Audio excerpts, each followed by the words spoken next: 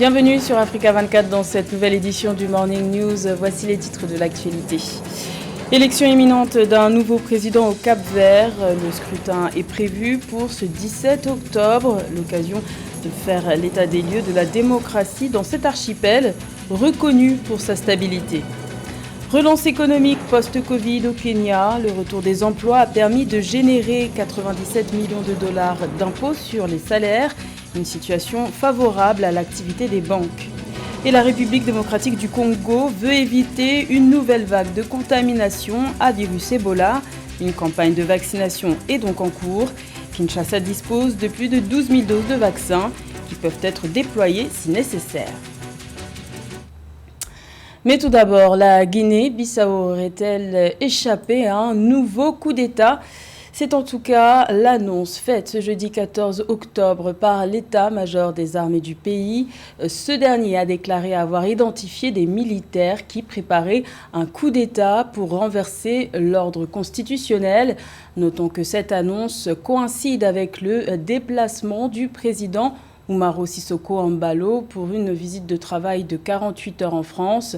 Pour rappel, la Guinée-Bissau a déjà connu 16 tentatives de coup d'État et 4 putschs, dont le dernier remonte à 2012. Également dans l'actualité au Soudan, la crise institutionnelle se poursuit. Le Premier ministre Abdallah Hamdok a annoncé qu'il refusait de dissoudre le gouvernement pour en former un autre. Une demande pourtant formulée il y a quelques jours par le président du Conseil souverain de transition, Abdel Fattah al-Burhan. La tension monte donc entre les civils et les militaires qui se partagent le pouvoir. Il est à noter que des appels à manifester ont été lancés pour ce samedi 16 octobre. Autre son de cloche au large de l'océan Atlantique avec le Cap-Vert, pays insulaire qui est considéré comme l'un des plus démocratiques au monde. Une démocratie qui s'illustrera notamment dans les urnes ce dimanche 17 octobre puisque les électeurs sont invités à élire le successeur du président sortant, Jorge Carlos Fonseca, qui arrive au terme de son deuxième mandat. Plus de détails avec Philomène Tine. Le Cap-Vert, un exemple de stabilité politique et démocratique en Afrique. Cet archipel est pratiquement l'un des rares à éviter les crises électorales sur le continent. L'indice Mo Ibrahim 2020 classe le pays parmi les meilleurs élèves en matière de bonne gouvernance en Afrique.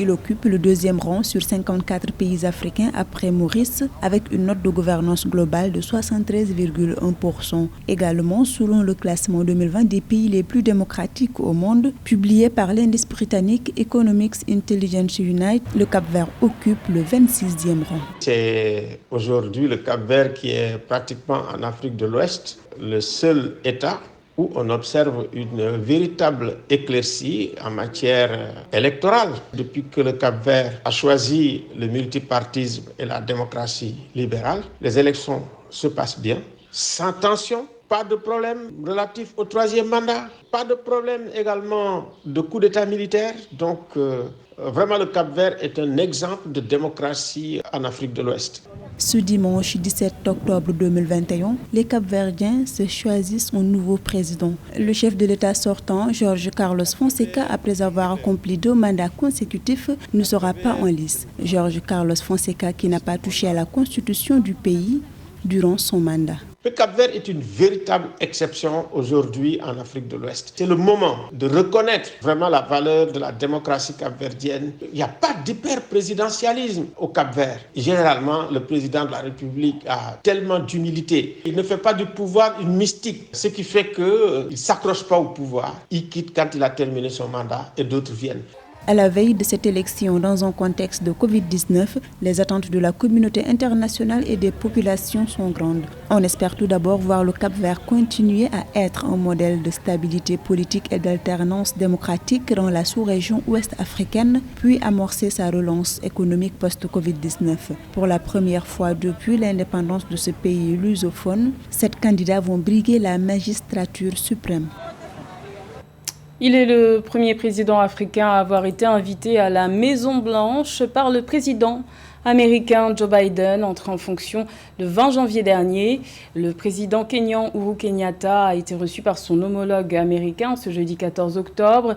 Une rencontre notamment axée autour du renforcement des liens entre les États-Unis et le continent africain.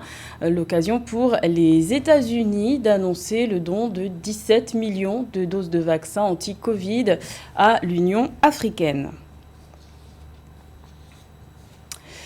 97 millions de dollars, c'est la somme que les impôts sur les salaires ont généré au Kenya au cours du troisième trimestre 2021. Une performance qui s'explique notamment par le retour des emplois. Si les banques se réjouissent, les patrons, eux, restent prudents et affichent des réserves sur l'avenir. Les explications de Philomène Tine.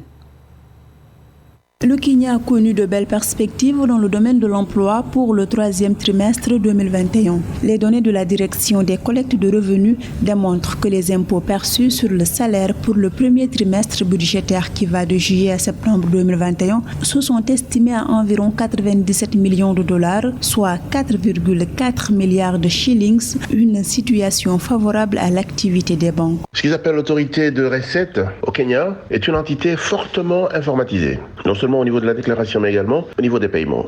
Et le gateway de paiement, il est multicanal. Il prend aussi bien du cash, le M-Pesa et les autres monnaies électroniques, que les transferts bancaires. Ce qui veut dire qu'aujourd'hui, demander qui va réellement en bénéficier, moi j'ai juste envie de dire tous les acteurs du système du gateway de paiement, les entités de proximité, sans oublier bien sûr les banques. À partir du moment où l'argent arrive dans le système financier, les assurances en tirent profit, le marché des capitaux en tire profit. Et donc l'économie domestique est la vache à lait de l'économie en général et du système financier de manière particulière. La hausse des emplois au Kenya durant la période de sous-revue ne concerne pas tous les secteurs d'activité. L'agriculture, l'industrie manufacturière, la construction, le commerce de gros et de détail, les services et l'exploitation minière ont été les segments de l'économie qui ont enregistré des hausses de recrutement. Il est bon que l'économie reprenne, que le travail soit consacré comme étant le seul facteur de création et de distribution de la prospérité, et il est bon qu'on le ressente dans les caisses de l'État par rapport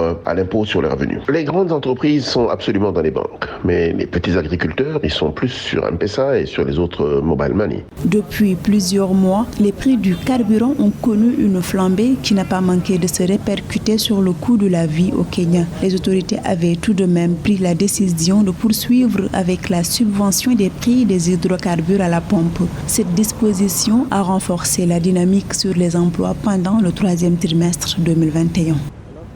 L'heure de la rentrée a sonné au Sénégal. Les élèves ont repris le chemin de l'école ce jeudi 14 octobre. Après 2 années scolaires passées sous le signe de la crise sanitaire liée à la pandémie de Covid-19, le secteur éducatif espère retrouver un semblant de normalité. C'est dans ce contexte que le ministre de l'Éducation nationale, Mamadou Talla, a effectué une visite de supervision au sein de plusieurs établissements scolaires dakarois, un sujet de Philomène Tine. Au Sénégal, le ministre de l'Éducation nationale, Mamadou Talla, a effectué ce jeudi 14 octobre, jour de la rentrée scolaire officielle 2021-2022 pour les élèves, une visite de supervision avec ses équipes. De l'école actuelle d'Ongor au collège d'enseignement moyen de Anne jusqu'à l'Institut franco-arabe Darul Iman de Sikambao, le ministre de l'Éducation nationale s'est félicité du dispositif mis en place et assure que la rentrée est effective dans plusieurs établissements sur le territoire national. Pour le moment, nous pouvons dire que nous sommes dans la matinée. Les écoles que nous avons venant des régions sont bonnes. Et je pourrais vous dire qu'en tout cas, ça se passe très bien. Voilà, la rentrée à Thiès est effective. Elle est effective à Louga, où nous avons quand même l'absence de quelques élèves. Alors quand les parents, en tout cas comme je l'ai dit hier, les enseignants sont là, l'administration est là. Le nettoyage est fait. Nous faisons un appel seulement aux parents pour que les élèves puissent venir le même jour. Lundi 4 octobre 2021, le ministre sénégalais de l'Éducation nationale, Mamadou Talla, avait rencontré plusieurs partenaires, y compris les syndicats du système éducatif, afin d'examiner le niveau de mise en œuvre des recommandations visant à garantir une année scolaire sans obstacle. Les syndicats réclament le redémarrage du monitoring, qui est effectif, qui a redémarré. Donc nous avons fait notre première réunion de monitoring. Avant-hier, le ministre aussi de l'économie et des finances et le ministre du Travail a rencontré les syndicats.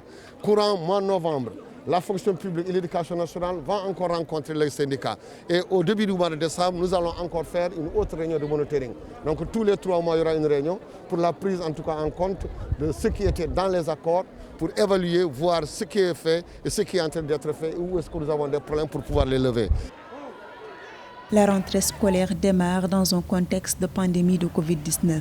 Bien que le nombre de contaminations a drastiquement chuté, les autorités invitent les établissements à respecter et faire respecter le protocole sanitaire de lutte contre le virus. La République démocratique du Congo s'active pour éviter une nouvelle vague de contamination à virus Ebola. Une campagne de vaccination a été lancée le 8 octobre dans l'est du pays, soit 2 jours après le décès d'un petit garçon de 2 ans dans un centre de santé local enregistré comme cas confirmé. Une démarche importante 5 mois après l'annonce de la fin de la 12e épidémie d'Ebola dans le pays. Un sujet de Roberto Bogbe. Une course contre la montre pour circonscrire la propagation d'Ebola dans une République démocratique du Congo qui a déjà connu 12 flambées de la maladie. Le gouvernement a envoyé près de 1000 doses de vaccins à Goma, dans la capitale du Nord Kivu, et 200 autres à Beni. Ces doses ont commencé à être administrées aux personnes à risque. L'OMS précise que plus de 170 contacts ont été identifiés et les équipes surveillent leur état de santé. La République démocratique du Congo est le fer de lance des efforts visant à mettre un terme à cette dernière résurgence d'Ebola, en misant sur l'expertise acquise lors de la réponse aux précédentes flambées. Kinshasa dispose de 12 000 vaccins en stock, prêts à être utilisés en cas de besoin. L'OMS a envoyé 5 tonnes de matériel d'intervention, notamment des produits thérapeutiques, des équipements de protection individuelle et du matériel de laboratoire. 200 000 $ ont également été mis à la disposition du gouvernement afin de soutenir cette campagne d'inoculation. La RDC vit cette énième épidémie de maladie à virus Ebola et ce qu'ils ont fait est la chose à faire, c'est-à-dire de circonscrire autour du cas positif, de pouvoir identifier tous les contacts et mettre en place ce qu'on appelle la vaccination en ceinture. On utilise des vaccins pour vacciner toutes les personnes qui ont été en contact avec les personnes décédées, mais également les contacts de leurs contacts. Donc tous les cas positifs qui sont décédés ou bien ceux qui sont en vie, on identifie leurs contacts comme c'est fait, on les vaccine et on continue de les suivre. La République démocratique du Congo a connu, avant cet épisode, 12 épidémies d'Ebola, dont la dernière a touché 12 personnes et fait 6 morts. Beni, une ville proche de la zone où le dernier cas a été détecté, a déjà été l'épicentre d'une épidémie par le passé. Des tests sont pratiqués au laboratoire principal de l'Institut national de recherche biomédicale du pays. Les résultats sont attendus cette semaine. Le constat est alarmant. L'Afrique pourrait perdre les 2/3 de ses terres arables d'ici 2030 à cause de la désertification. Pour enrayer ce phénomène, le continent compte s'inspirer de l'expérience de la Chine en matière de reboisement et ainsi freiner l'expansion alarmante du désert du Sahara. Les explications de Roberto Bogbe. Comment restaurer les terres dégradées? Quelles pratiques agricoles pour arrêter l'érosion et rendre les sols à nouveau fertiles? Comment mieux gérer l'eau? Tels sont les thèmes qui ont sous-tendu la COP de 2017 organisée à Ordos en Chine. Des problématiques prégnantes dans ce pays aux milliards d'habitants qui a pu faire de remarquables progrès pour en sortir. Un contexte chinois dont les difficultés s'apparentent à celles de l'Afrique qui veut donc s'en inspirer. Les actions que les Chinois ont menées indiquent quand même des statistiques assez spectaculaires qui nous amènent à réfléchir sur cet exemple, sur ce modèle chinois. Beaucoup d'initiatives sont mises en place. Je peux citer ce qui a été fait initialement dans le cadre de l'engagement des États à la Convention des Nations Unies sur la lutte contre la désertification, à travers les plans d'action national de lutte contre la désertification qui ont permis à certains pays de développer un certain nombre d'actions qui leur permettent aujourd'hui d'avoir des résultats encourageants, mais le constat est que cela est toujours insuffisant. Des préalables doivent cependant être observés pour espérer faire fleurir ce modèle. Les statistiques spectaculaires de la Chine sont en réalité conditionnées par des engagements de l'État à considérer ce problème comme une contrainte majeure assortie d'un cadre légal fort et l'implication effective des populations. Si la Chine, à travers cet engagement politique, a pu produire des résultats assez remarquables, moi je pense personnellement que son modèle mérite d'être adopté et mérite aussi d'être intégré dans ce que nous avons identifié comme stratégie d'intervention en Afrique, tenant compte de nos spécificités écologiques, de notre environnement en Afrique. On peut parvenir à contribuer à l'inversion des tendances, à la dégradation des terres et générer des ressources importantes pour notre continent.